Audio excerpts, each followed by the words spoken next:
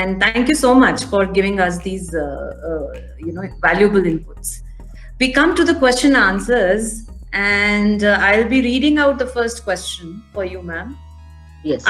see a school where creativity overflows and critical thinking reigns. How to proceed is the first question. Okay. As I said, this is very much in line with the kind of thing I'm speaking about. I think somebody needs to mute, isn't it, Pooja? Can you please? I There's a lot. request all the viewers to please mute themselves.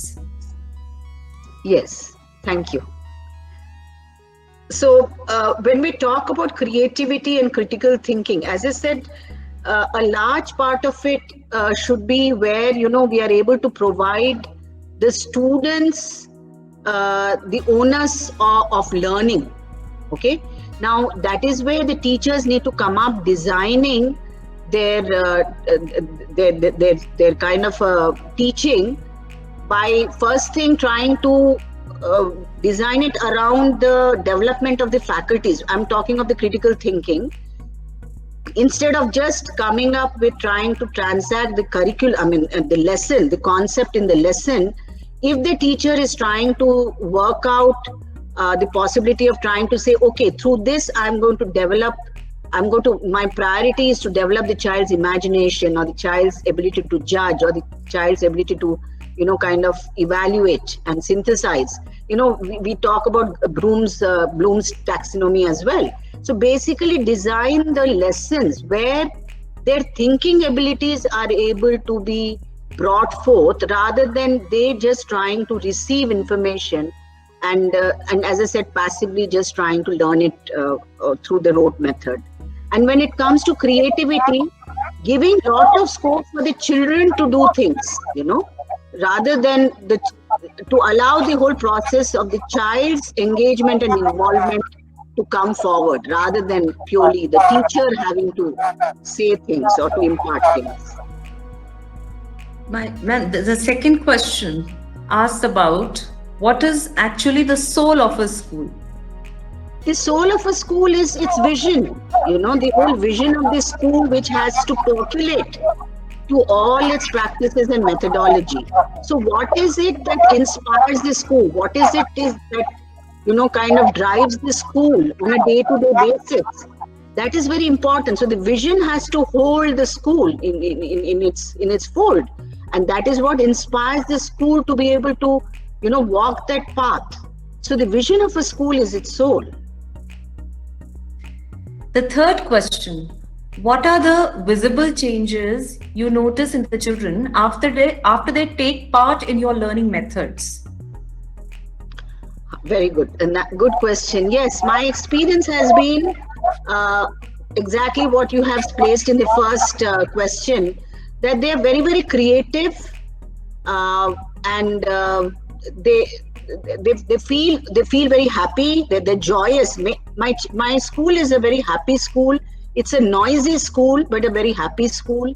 And because we have given a lot of what you call freedom to them, and they really feel they are much more bold. They are able to express themselves very happily and very kind of joyously. And one of the things that we have noticed about the children overall once they step out of school is they're very grounded. They're very grounded. This has been observed by others who have made comments about our students, outgoing students, that they've been very grounded, in the personalities.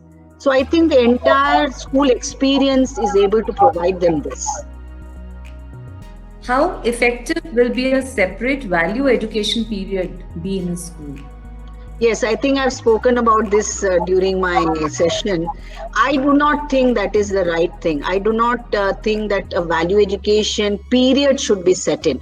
Of course, one of the things which we have been doing is to set up, as I spoke about storytelling. I've spoken about, what we do is impart the epics to the children, our own national epics, through the vernaculars, the Ramayana, the Mahabharata, the Bhagavata, and the Panchatantra in the lower classes. So these are the values that they will learn. We don't really need to have a moral class where we say you have to be truthful and you have to be honest and you have to do good. No, that kind of a preaching is definitely not something which is going to be effective in any school for that matter. Can't hear. Unmute, Pooja, please. What skills I need as a teacher to think of creativity as the center of pedagogical sequences in classroom? What skills I need as a teacher to think of creativity as essential? Yes, as I said, you need to always take into consideration the different, as I said, no, the second principle of teaching, what are the different kind of needs of different children? You need to design your lesson which is going to be able to be received in a diverse way by the children. So hence there the creativity has to kind of come forth, because there you are taking into consideration, as I said, actually all the three principles would actually address this question. The fact that we need to build a sense of curiosity, and the second very important part is that we need to kind of consider the different temperaments, the different nature of children, and design our lessons accordingly. Then only the teacher can become creative in being able to impart the lessons to the child. Indeed, ma'am. What you said is, it's a very organic and intuitive process.